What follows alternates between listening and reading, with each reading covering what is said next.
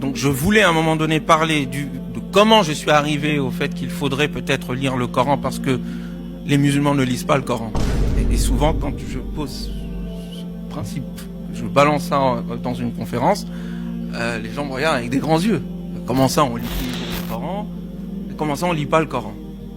Mais en fait on est la seule communauté, je crois, au monde, ou avec d'autres peut-être, qui lorsqu'ils lisent un texte et qu'on lui dit est-ce que tu as compris le propos? Il dit non. Mais est-ce que tu l'as lu? Il dira oui. On lit le Coran, tu l'as lu? Oui. Est-ce que tu as compris ce qu'il dit? Non.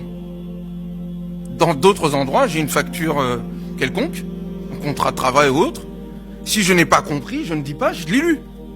Je dis d'abord, j'ai pas compris, je peux pas le lire puisque je le comprends pas.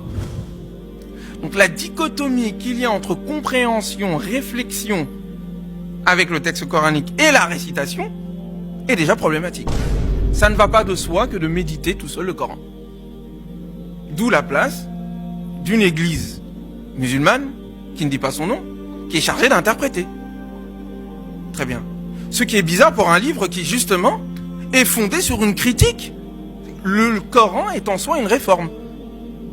Il se propose de réformer la religiosité des anciens, juifs, chrétiens, mais aussi les religions naturelles, dont il parle en long et en large à travers les différentes cités qui, selon le Coran, étaient châtiées par Dieu à cause d'un certain nombre de problématiques qui étaient les leurs, d'ordre ontologique, d'ordre praxologique, d'ordre civilisationnel, et en indiquant que, voilà, ils ont été châtiés parce qu'il y a eu tel problème. Donc, le Coran, avant tout, est une critique de l'ancien, au nom de quelque chose, d'un principe qui est au-delà, et que ces versions d'après ont tenté de représenter, et que lui se propose de lui donner une version universelle.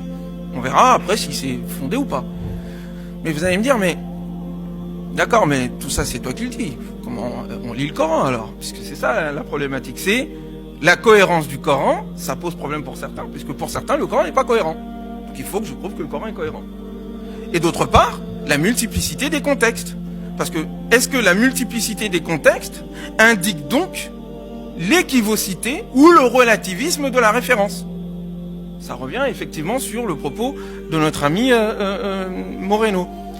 Est-ce que, lorsque je dis il y a multiplicité de contextes, cela veut dire que le Coran en tant que tel, à l'aune des contextes, ne peut être lu que de manière relative?